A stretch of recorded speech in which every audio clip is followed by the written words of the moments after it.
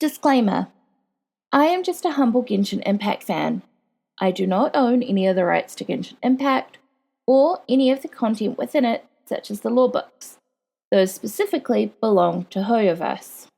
What I do have, however, are friends with things like learning disabilities, such as dyslexia and ADHD, or very little free time, making reading the lore books either in-game or on wiki pages hard for them. Our solution to these problems has been for me to make these recordings so that they can listen to them and still get to enjoy Genshin lore like the rest of us. I have chosen to upload these recordings to YouTube as a way of sharing them with other fans within the community who might be in similar situations. I am admittedly no voice actress, trained narrator, or video editor, but I have tried my best, so please be gentle with me. Therefore, without further ado, let's get into today's story. The Lay of Al-Ahmar. The story about an ancient god whose name has been lost to history. The story is told by a floating genie. The veracity of the story cannot be determined. Found on a table in the House of Daena. According to the desert dwellers, the world was once ruled by a king named Al-Ahmar, a king of warriors, horticulturalists, and sages. He controlled the winds whistling through the desert, the dunes turned bright silver by moonlight, and the 1001 jinn who hid within the night and the call of owls.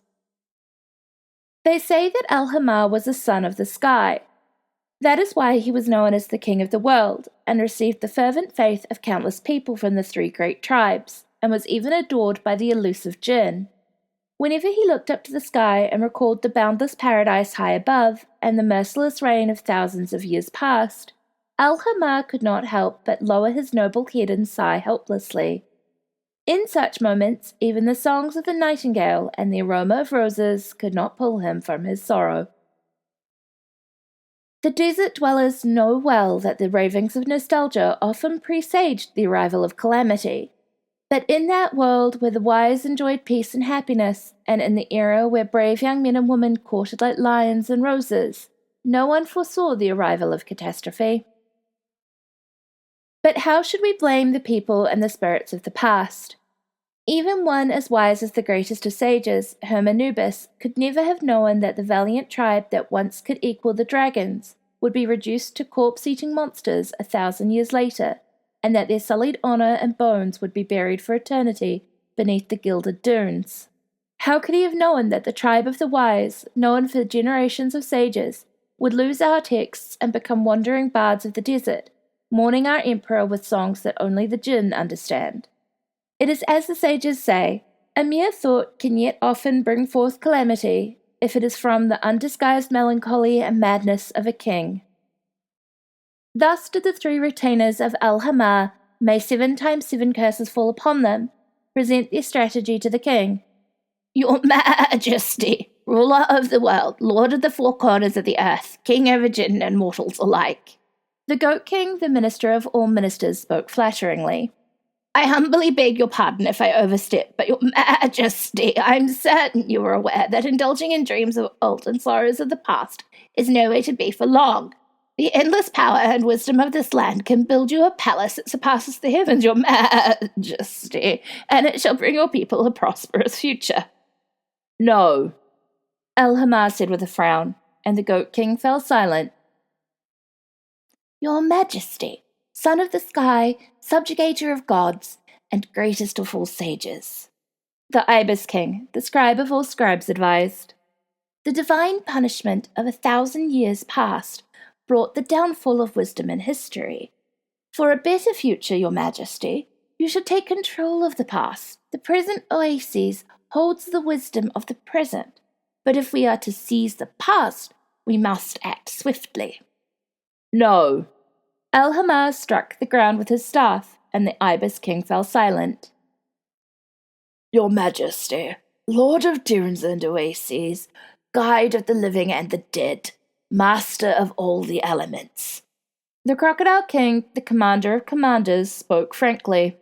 If we are to recall the lost lives and welcome lost opportunities and dreams back into the fold, then this is our final chance. The greater the authority, the greater the emptiness. The greater the wisdom, the greater the sorrow. Forget the delusions of the void.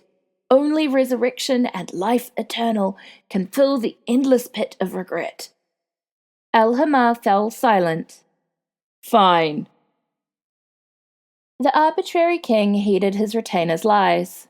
Thus did Al-Ahmar use 100 years and 100 years further to build a huge maze for his kingdom, before trapping himself deep within it in search of forbidden knowledge, and an elixir with which he might abandon his mortal form. The subsequent events are knowledge that should not be revisited. They should be eternally forgotten by any rational history. According to the legends of the desert dwellers, in just one night, the kingdom of wisdom and power was buried by the sands of retribution. They say Al-Ahmar separated his mind from flesh and bone, placing it within the corridors, stairways, doorways, and beams that crawled eternally into the depths.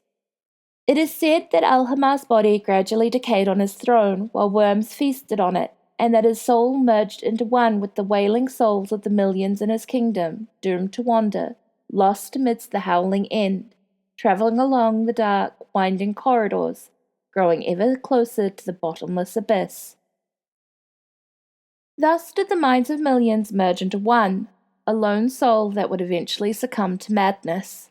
And so Al-Ahmar's kingdom was built and destroyed by his own hand.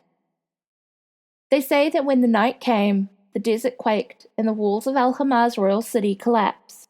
1001 pillars trembled before the gale, and the bulls and griffins that once stood proudly atop them, gazing down at the lifeless dunes, now reluctantly fell into its gilded embrace. Countless people, sage or fool, hero or coward, all of them vanished into the sandstorm that night. The lucky survivors fell into eternal silence. It is said they were made blind and mute as punishment for their sin of benefiting from forbidden knowledge. The sages say that trying to keep knowledge for yourself is ignorance, and that the punishment for ignorance is ignorance itself. As for the descendants of the ignorant who have lost their history, the Eremites say, "We have returned from the land of the lost. The sky of the ages we have changed. Fear shall not stop us. No god shall we heed. Across the ocean of sand akin to gravel, to its end shall we sail." Other information. A lay or lie is a genre of narrative poetry, usually about love, chivalry, or heroic deeds. They are short narratives of about 80 to 1,000 lines and are of Germanic, French, or English origin. The English localization of the title is the only one to refer to it as a lay. All others either refer to it as a story or a tale, with the exception being the Russian localization, which calls it a history. Al-Ahmar is more commonly known as King Deshret. This name is Arabic for the Red One or the Red Eye.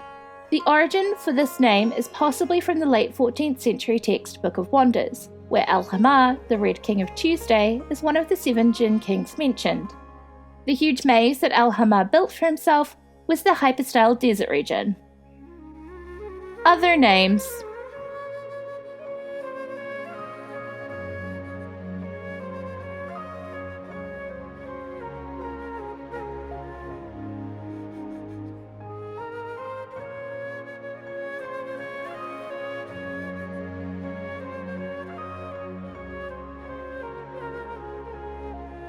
Sources.